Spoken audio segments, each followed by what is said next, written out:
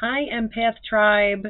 So I just wanted to hop on and do a quick video about something called biosocial theory. As empaths, I know if you guys are anything like me, you grew up feeling very alone, very different. One of the biggest lines I heard growing up was, "You're too sensitive," and to this day, that gets under my skin so badly. So I was super excited when I found out that there is a medical name for this, for our sensitivity. It turns out that some people are just born more sensitive. Um, so I want to just talk to you a little bit about that because learning this really helped me feel like I was okay, like I wasn't broken and I wasn't abnormal. I was just wired a little differently. So I'm going to put on a quick PowerPoint and talk to you a little bit more about why we are more sensitive than other people and how we can kind of overcome that. So, biosocial theory is a DBT term, and it helps to explain why some people struggle with controlling their emotions and actions by looking both at biology and the social environment.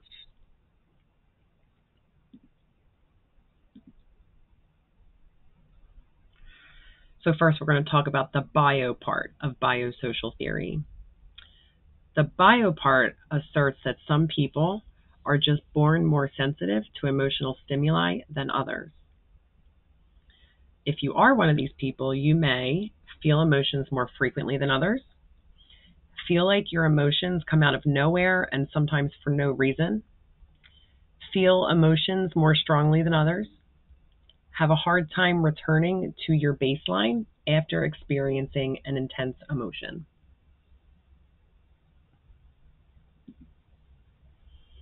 Impulsiveness. If you struggle with emotions, you may find yourself acting impulsively at times, as the two usually go hand in hand. If you are impulsive, you may struggle to inhibit behaviors, even though the behavior may hurt you in the long run. You might feel like some of your behaviors come from out of the blue, have a hard time consistently achieving your goals because your fluctuating moods get in the way, or struggle to control your behaviors that are linked to your moods.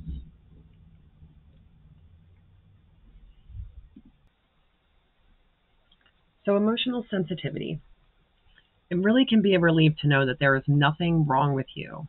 You are just wired differently. The DBT biosocial theory asserts that some people come into the world with a genetically predisposition to feel things more strongly than others. This is a good thing because it makes for passionate, creative, and sensitive people. Without emotionally sensitive people, we wouldn't have inspiring paintings, beautiful poems, or music that moves us to tears. Also, we wouldn't have activists and healers of all sorts in the world.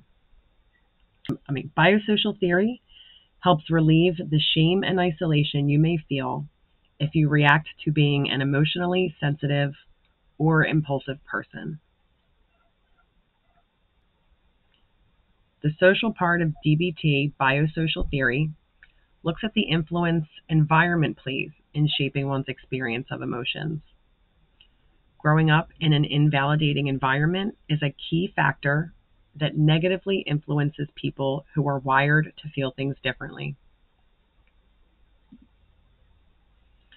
What is an invalidating environment? An invalidating environment is a family that regularly sent you the message, directly or indirectly, that there was something wrong with your emotions, or that your emotions were ignored and you were expected to manage them alone. Some examples would be just having little tolerance for a child's emotions.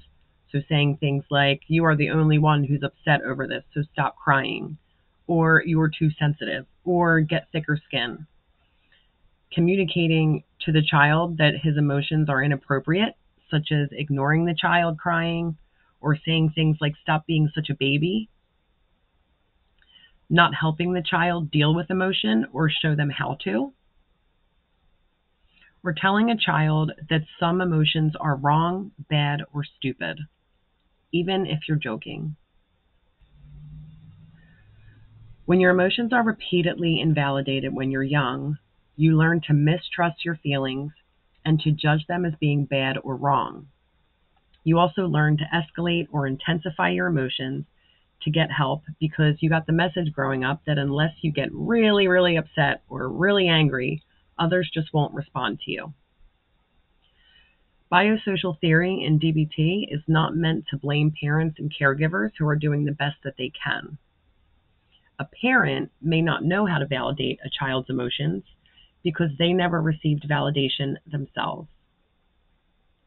Parents who are under a lot of stress may be unable to respond consistently to a sensitive child's emotions. If a parent is mentally ill or an addict, they are experiencing out of control emotions and impulse behaviors themselves, so they can't attune to their child's emotional needs. I hope you guys enjoyed that, and if you can relate to that video and would like to work with me one-on-one to try to overcome these big emotions, I can show you with DBT and root cause therapy or shadow work how to release everything that you're holding on to, how to manage your big emotions, how to feel safe and calm in your body, and mostly how to heal.